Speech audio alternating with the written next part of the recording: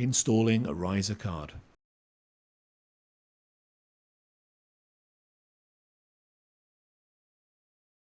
Note: the riser card and riser brackets will vary with different configurations, but the riser card replacement procedure will be the same.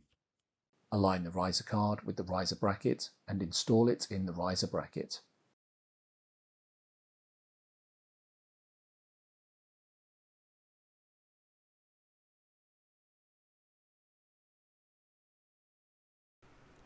Install the 2 screws to secure the riser card to the bracket.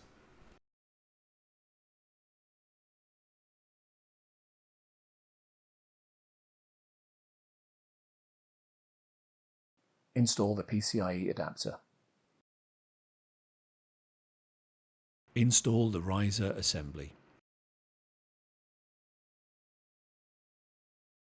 Install the top cover.